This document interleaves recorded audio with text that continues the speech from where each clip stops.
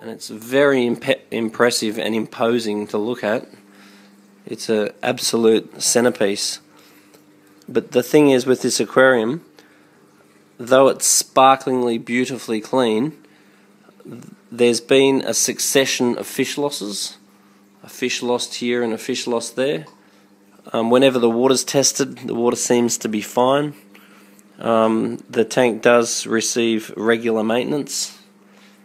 And the only thing that I can put this potential loss down to is that the temperature hasn't been monitored as diligently as maybe it could have.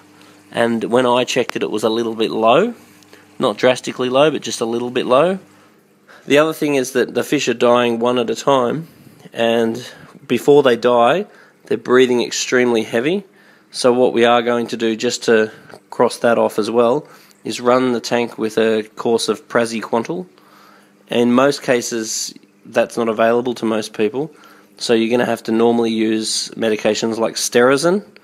So there are obviously very aggressive parasites, flukes, internal worms and various things that can knock your fish off, but there's also non-aggressive ones that have much slower life cycles and might just knock a fish here and knock a fish there. So if you are just losing a fish here and a fish there, don't discount the fact that it could possibly be a non-aggressive parasite or pathogen.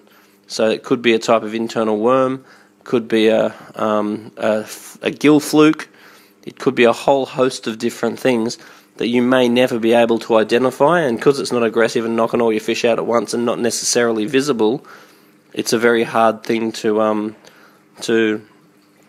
just point the finger at. So if you are losing a fish here and there and everything else seems to be okay, running your tank with a course of fluke or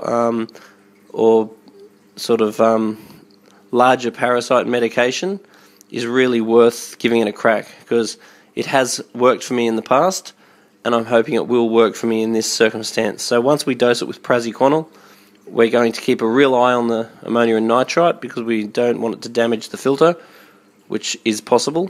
So if that happens, we'll keep up lots of water changes, put plenty of prime in the water and just monitor that.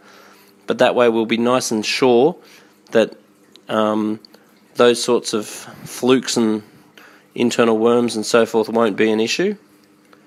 And it's likely related, because if there was like some sort of gill fluke or some mysterious fluke that we can't see or don't know, that may be a result of long periods of temperature fluctuation due to very old heaters.